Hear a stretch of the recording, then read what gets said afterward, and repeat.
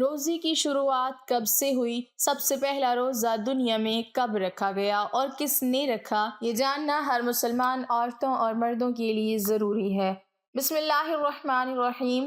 ناظرین، رمضان ایک ایسا پاک مہینہ ہے جس میں قرآن نازل ہوا، جس کے اندر لوگوں کے لیے سیدھا اور صحیح راستہ بتایا گیا ہے۔ رمضان ایک ایسا مہینہ ہے جس میں ہر مومن کی دعا قبول ہوتی ہے، اور اللہ پاک نے ہر مسلمان کے اوپر رمضان کے 30 روزوں کو فرض کیا ہے۔ ناظرین، جیسا کہ آپ سبھی جانتے ہیں کہ رمضان کا مہینہ شروع ہو چکا ہے اور دنیا بھر میں مسلمان اس مہینے کی برکت سے روزے رکھتے ہیں، لیکن کیا کبھی آپ نے سوچا ہے کہ مسلمانوں پر رمضان کے مہینے کے روزوں کو کب فرض کیا گیا، اور کیا ہم سے پہلے والی امتوں پر بھی یہ روزے فرض ہوا کرتے تھے؟ آج کی ہماری ویڈیو میں ہم اسی کے حوالے سے بات کرنے والے ہیں۔ آج ہم آپ کو تفصیل سے بتائیں گے کہ کس کس امت پر کس طرح سے روزے فرض ہوئے۔ اللہ رب العزت نے قرآن مجید کی سورہ بقرہ کی آیت نمبر 183 میں ارشاد فرمایا کہ اے ایمان والو، تم پر ہم نے روزوں کو فرض کیا ہے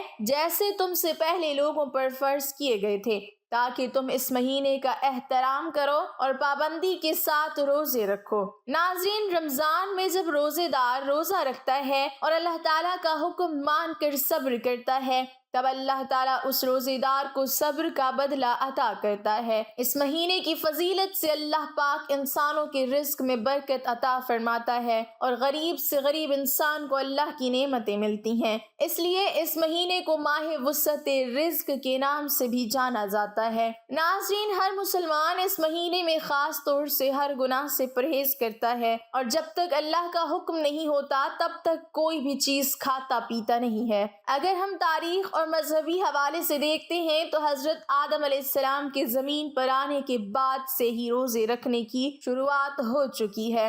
بتایا گیا ہے کہ حضرت آدم علیہ السلام ہر مہینے کے 3 دن روزہ رکھا کرتے تھے۔ ساتھ ہی یہ بھی کہا جاتا ہے کہ حضرت آدم علیہ السلام ان روزوں کو جنت سے زمین پر آنے کے بعد توبہ کے لیے رکھا کرتے تھے۔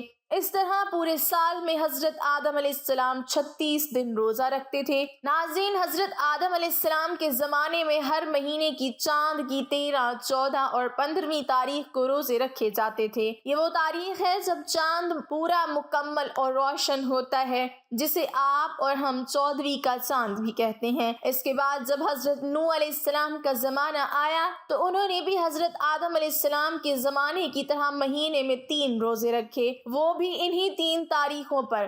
ان روزوں کو طوفان نوح سے بچنے پر حضرت نوح علیہ السلام نے شکر کا نام دیا، لیکن حضرت داؤد علیہ السلام کے روزے کا طریقہ حضرت آدم علیہ السلام اور حضرت نوح علیہ السلام سے تھوڑا الگ تھا۔ چنانچہ حضور اقدس صلی اللہ علیہ وسلم کے فرمان کے مطابق وہ 1 دن روزہ رکھتے تھے اور 1 دن افطار کرتے تھے، یعنی کہ پورے سال میں آدھا سال روزہ رکھتے تھے۔ اس کے علاوہ حضرت سلیمان علیہ السلام ہر مہینے میں 9 دن روزے رکھتے تھے، اور یہ روزے مہینے کی شروعات میں 3 دن، مہینے کے بیچ میں 3 دن اور مہینے کے آخری میں 3 دن رکھا کرتے تھے۔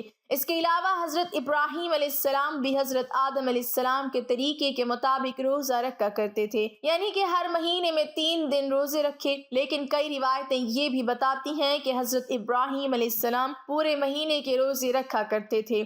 حضرت موسیٰ علیہ السلام کے روزوں کا طریقہ سب سے الگ تھا۔ چنانچہ صحابہ کرام کا کہنا ہے کہ حضرت موسیٰ علیہ السلام کو اللہ رب العزت نے لگاتار 3 مہینے روزے رکھنے کا حکم دیا تھا، اور ان روزوں کے فضل سے وہ اللہ سے ملاقات کریں گے اور ہم کلامی کا شرف حاصل کریں گے۔ اور جب 3 مہینے روزے رکھنے کے بعد اللہ سے ہم کلامی کا دن آیا تو حضرت موسیٰ علیہ السلام کو یہ بات پسند آئی کہ اتنے دن روزہ رکھنے کی وجہ سے میں اپنے منہ کی بو کے ساتھ اللہ سے ملاقات کروں گا، اس لیے انہوں نے ایک پیڑ کی شاخ توڑی اور اس سے مسواک کر لی، لیکن اللہ تعالیٰ کے حکم میں دخل اندازی کرنے کی وجہ سے انہیں 10 دن کے روزے اور رکھنے کا حکم دیا گیا۔ ناظرین، قرآن مجید کے اندر حضرت مریم علیہ السلام کے روزوں کے بارے میں بھی بتایا گیا ہے۔ حضرت مریم علیہ السلام کا روزہ کسی کے ساتھ بات چیت نہ کرنے کا تھا، یعنی کہ خاموشی اختیار کرنے کا۔ ناظرین، قرآن مجید کی سورہ بقرہ کی آیت نمبر 183 حضرت آدم علیہ السلام سے لے کر تمام انبیاء اور پھر امام الانبیاء محمد محمد صلی اللہ علیہ وسلم تک تمام امتوں کو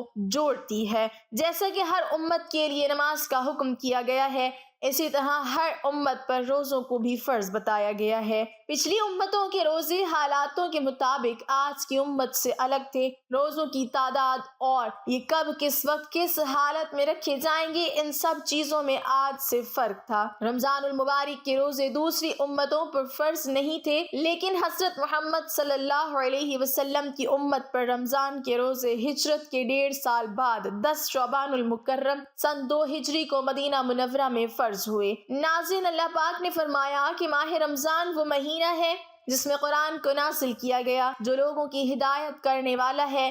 ساتھ ہی فرمایا گیا کہ تم میں سے جو کوئی شخص بھی اس مہینے کو اپنی زندگی میں پائے، اسے اس برکتی مہینے میں روزے رکھنے چاہیے، اور اگر کوئی شخص بیماری کی حالت میں ہے یا سفر کی حالت میں ہے اور اس کے روزے چھوٹ جاتے ہیں تو وہ بعد میں ان روزوں کو پورا کر سکتا ہے۔ ناظرین، اللہ پاک نے ہمیں ہر چیز میں آسانی دی ہے۔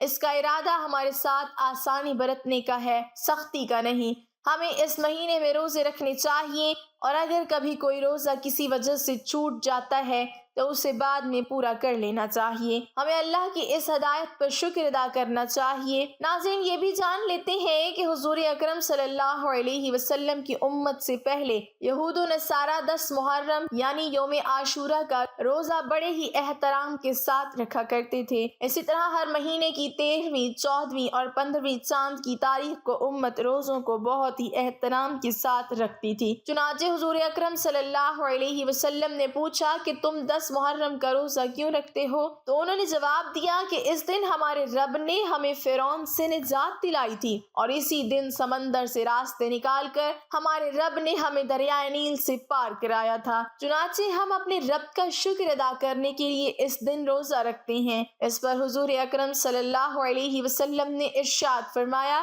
کہ اس بات کے تو ہم تم سے زیادہ حقدار ہیں، لہٰذا تب مسلمانوں کو حکم دیا گیا کہ تم بھی محرم کے مہینے میں روزہ رکھا کرو۔ یہودی 1 روزہ رکھتے ہیں تو تم 2 رکھا کرو، ایک 9 تاریخ کو اور ایک 10 تاریخ کو۔ اس کے بعد جب کچھ وقت گزرا تو 3 روزے ہر مہینے رکھنے کے لیے کہا گیا، جو کہ چاند کی 13ویں، 14ویں اور 15ویں تاریخ تھی۔ مسلمان اس دن روزہ رکھا کرتے تھے، لیکن جب رمضان المبارک کے روزوں کو فرض کیا گیا تب ان روزوں کو سنت روزہ کا درجہ دے دیا گیا۔ ناظرین، رمضان کے مہینے کے بارے میں حضور اکرم صلی اللہ علیہ وسلم نے ارشاد فرمایا کہ جب اس مہینے کی پہلی رات آتی ہے تب آسمانوں کے دروازوں کو کھول دیا جاتا ہے، اور پھر یہ دروازے پورے مہینے تک بند نہیں کیے جاتے، اور جب اس مہینے کی آخری رات آتی ہے تو اللہ پاک ہر روزے دار کی مغفرت فرما دیتا ہے۔ ناظرین، روزہ رکھنے کے فائدے کیا ہیں؟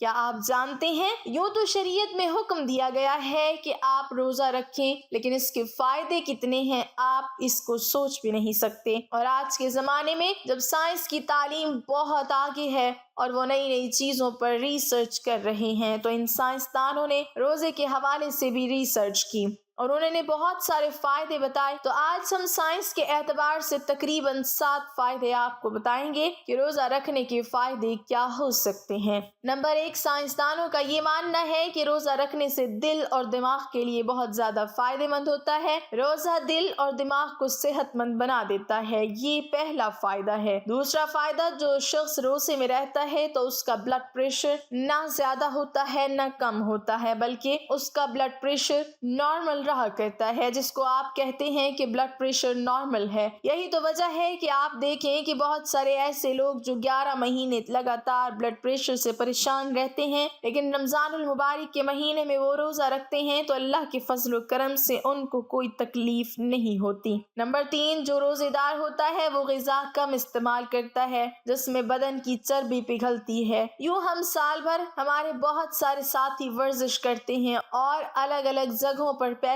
دے کر ورزش کرتے ہیں، جم جاتے ہیں تاکہ بدن کی چربی پگھلے، سیر کرتے ہیں، دوڑتے ہیں اور نہ جانے کیا کیا کرتے ہیں، لیکن رمضان المبارک میں جب ہم روزے سے ہوتے ہیں تو خود بخود ہمارے جسم سے یہ کام شروع ہو جاتا ہے کہ چربی پگھلنے لگتی ہے، اور انسان کے جسم میں جو بلا ضرورت موٹاپا آ گیا ہے وہ دھیرے دھیرے ختم ہونا شروع ہو جاتا ہے۔ نمبر 4، روزہ رکھنے والے کے پٹھوں میں مضبوطی ہوتی ہے۔ یعنی اس کے پٹھوں میں طاقت پیدا ہو جاتی ہے اور کسی بھی اعتبار سے اس کا پٹھا کمزور نہیں ہوتا بلکہ مضبوط ہو جایا کرتا ہے۔ اس لیے حضور پاک صلی اللہ علیہ وسلم نے فرمایا کہ روزہ رکھا کرو، صحت مند ہو جاؤ گے۔ لوگ سوچتے ہیں کہ بھوکے پیاسے رہیں گے تو کیسے صحت مند ہو جائیں گے۔ روزہ رکھ کر دیکھیے کہ جسم کے اندر کتنے بدلاؤ آ جاتے ہیں، ایسے بدلاؤ کہ جن بدلاؤ کے لیے ہم سال بھر پیسہ خرچ کرتے ہیں پھر بھی صحیح طریقے سے وہ بدلاؤ ہمارے جسم میں نہیں آ پاتا۔ پانچواں فائدہ اس کا یہ ہے کہ نظام ہاضمے کو آرام ملتا ہے اور سیدھا اس کا اثر جگر اور دل پر دکھائی دیتا ہے، اور جب دل ٹھیک ہوتا ہے تو انسان کے جسم کے بہت سارے حصے ٹھیک ہوتے ہیں۔ نمبر 6، روزے دار کے لیے یعنی جو روزہ رکھتا ہے اس کے پھیپھڑے براہ راست خون کو صاف کرتا ہے، اور جب روزے دار روزے سے ہوتے ہیں تب ہمارا یہ پھیپھڑا خون کو صاف کرتا ہے اور اس میں خون جم جاتا ہے۔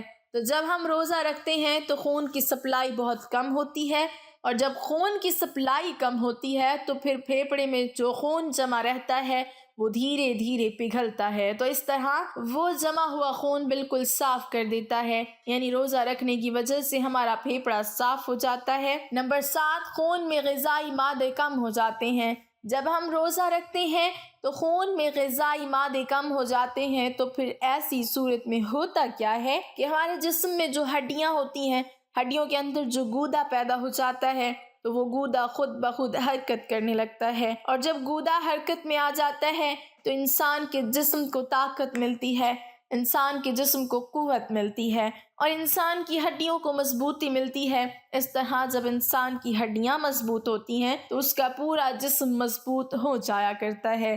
اس کے علاوہ سائنسدانوں نے بہت سارے فائدے بتائے ہیں، تقریباً ہم نے 7 فائدے آپ کو بتا دیے۔ اللہ تعالیٰ سے دعا ہے کہ وہ ہمیں رمضان کے مہینے میں زیادہ سے زیادہ عبادت کرنے اور روزہ رکھنے کی توفیق عطا فرمائے اور ہمیں برائیوں سے دور رکھے اور ہمارے سبھی گناہوں کو معاف فرمائے، اور اللہ پاک ہمیں کہنے اور سننے سے زیادہ عمل کرنے کی توفیق عطا فرمائے۔ آمین ثم آمین۔ ناظرین، کمنٹ باکس میں اللہ تعالیٰ کے 99 ناموں میں سے ایک نام ضرور ٹائپ کریں۔